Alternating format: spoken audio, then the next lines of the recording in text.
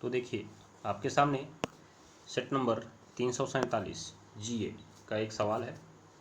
वाष्प दाब के अवनमन संबंधी राउल्ट का नियम लिखिए और 293 केल्विन ताप पर। तो सबसे पहली बात आप देखिए कि आपसे जो सवाल पूछा जा रहा है ये वाष्प दाब के अवनमन संबंधी राउल्ट का नियम लिखना है आपको। तो पहले आप राउल्ट के नियम पर ही फोकस करिए, फिर हम लोग सवाल पर फोकस करेंगे।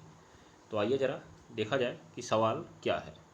तो आप सवाल देखेंगे तो पाएंगे कि राउल्ट का नियम लिखना है। तो सबसे पहले मैं आपको बता दूं कि हमारे पास जब हम कोई विलयन बनाते हैं तो हमारे पास सबसे पहले होता है विलायक, और वो जो विलायक होता है उसका वाष्प दाब होता है P। याद रखिएगा, विलायक का जो वाष्प दाब होता है P, और जो विलयन होता है विलयन का वाष्प दाब होता है PS। विलयन का जो वाष्प दाब होता है वो होता है PS। उसके बाद जो वाष्प दाब में अवनमन होता है, देखिएगा ध्यान से, जो वाष्प दाब में अवनमन होता है वो होता है आपका P माइनस PS। वाष्प दाब में अवनमन P माइनस PS। तो जैसे ही आप देखते हैं वाष्प दाब में अवनमन P माइनस PS, इसके बाद हम निकालते हैं वाष्प दाब में आपेक्षिक अवनमन। वाष्प दाब में आपेक्षिक अवनमन अर्थात अपेक्षाकृत कितना अवनमन हुआ, अपेक्षाकृत कितना अवनमन हुआ, इसे हम कहते हैं वाष्प दाब में आपेक्षिक अवनमन। तो क्या करेंगे आप, जो वाष्प दाब का अवनमन हुआ है ना, ये वाष्प दाब का अवनमन जो हुआ है इसमें आप विलायक के वाष्प दाब का भाग दे दीजिए, आपको मिल जाएगा वाष्प दाब का आपेक्षिक अवनमन। तो देखिए ये हो गया P माइनस PS बट्टे P। तो जो भैया राउल्ट थे, राउल्ट ने जो नियम दिया था, राउल्ट ने जो नियम दिया था वो वाष्प दाब के आपेक्षिक अवनमन से संबंधित दिया था। याद रखिएगा, वाष्प दाब के आपेक्षिक अवनमन से संबंधित दिया था, याद रखिएगा आप लोग। तो वाष्प दाब के आपेक्षिक अवनमन से संबंधित राउल्ट ने नियम दिया था, और राउल्ट का जो नियम था वो क्या था, याद रखिए। देखिएगा आप, मैं लिख रहा हूँ, देखिए, किसी विलयन के या किसी विलायक के वाष्प दाब का आपेक्षिक अवनमन, आपेक्षिक अवनमन विलयन में विलेय के मोल प्रभाज के बराबर होता है। याद रखिएगा, विलयन में विलेय के मोल प्रभाज के बराबर होता है। मतलब आपने समझा कि वाष्प दाब का जो आपेक्षिक अवनमन है, पीछे मैंने फॉर्मूला लिखा ना आपेक्षिक अवनमन, P माइनस PS बट्टे P, विलेय के मोल प्रभाज के बराबर होता है। विलेय का मोल प्रभाज का फॉर्मूला होता है N/N+N, इसी फॉर्मूले के बराबर होता है। बस खत्म आपका, यही देखिए, यही फॉर्मूला है। तो बस यही है आपका वाष्प दाब का आपेक्षिक अवनमन का राउल्ट का नियम। अब आइए हम सवाल पे चलते हैं।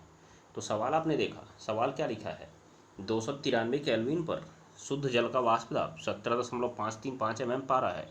तो 293 केल्विन पर 450 ग्राम जल में 25 ग्राम ग्लूकोज घोलने पर विलयन के वाष्प दाब की आपको गणना करनी है। देखिए 25 ग्राम ग्लूकोज घोल रहे हैं, ये विलेय है। 450 ग्राम जल में घोल रहे हैं, ये विलायक है।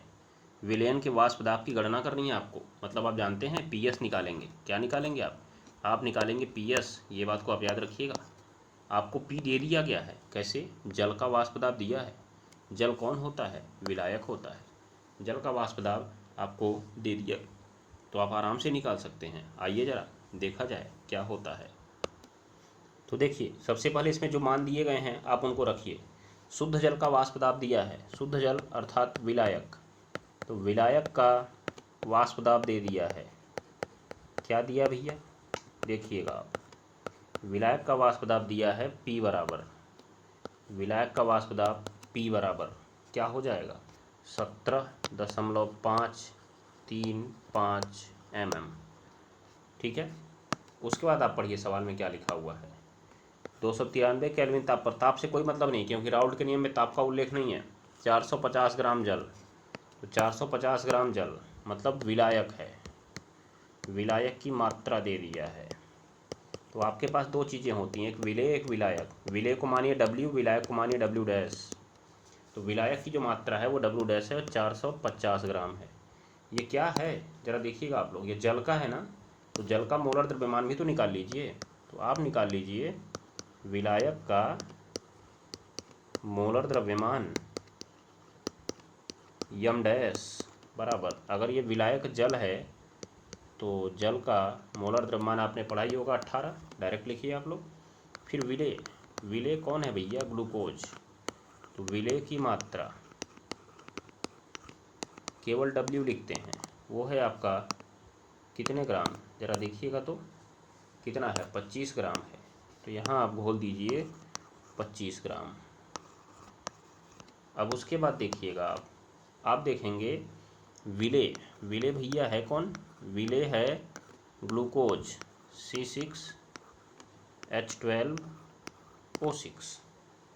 तो इसका मोलर द्रव्यमान निकालिएगा आप लोग, और आपने निकाला भी होगा। यम बराबर आएगा आपका 180, इतना आएगा। तो ये आपने देख लिया 180 आया। तो अब आप क्या करेंगे? अब आप फार्मूला लगाएंगे। क्या फार्मूला लगाएंगे? आपसे विलयन का वाष्प दाब पूछ रहा है, मतलब आपसे PS का वैल्यू पूछ रहा है, क्वेश्चन मार्क लगा दीजिए। फार्मूला लगाइए राउल्ट के नियम से, जो अभी राउल्ट का नियम आपने पीछे पढ़ा उसी से विस्तार करके एक सवाल लगाने का फार्मूला निकाला गया, जिसको हम डायरेक्ट लिखेंगे PS upon P minus PS is equal W dash into M upon M dash into W।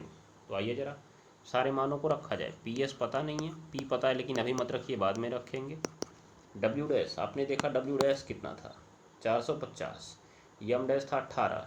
तो देखिएगा W डैश 450, नीचे यम डैश 18, और उसका यम आया 180, W था 25। 18 से कितनी बार में कट गया भैया? 180, 10 बार में कट गया। 25 से काट सकते हैं क्या इसको? 25 से कम 25, 2 बचा, 25 अट्ठे 200। चलिए ये तो बढ़िया बात हो गया, आराम से कट गया, 180 आ गया जी। तो देखिए आपका आ गया PS upon P minus PS is equal 180। Cross multiply करा दीजिए, PS इज इक्वल आ गया 180 P माइनस 180 PS। PS को एक साइड में लेके आइए, तो PS प्लस 180 PS बराबर 180 P।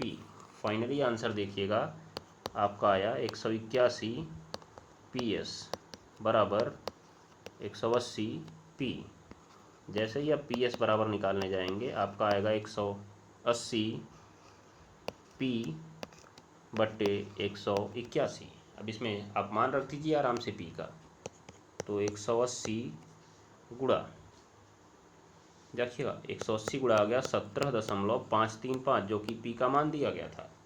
आप रख दीजिए उसमें 180 गुणा 17.535।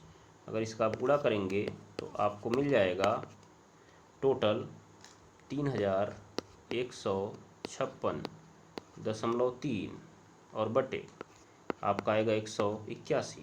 आप इसमें भाग दे दीजिएगा 181 से, तो आप उत्तर पा जाएंगे 17.438। ये है आपका विलयन का वाष्प दाब। तो ये हुआ आपका आंसर। आपको अगर वीडियो अच्छी लगी हो तो हमारे चैनल को सब्सक्राइब करना ना भूलें। धन्यवाद।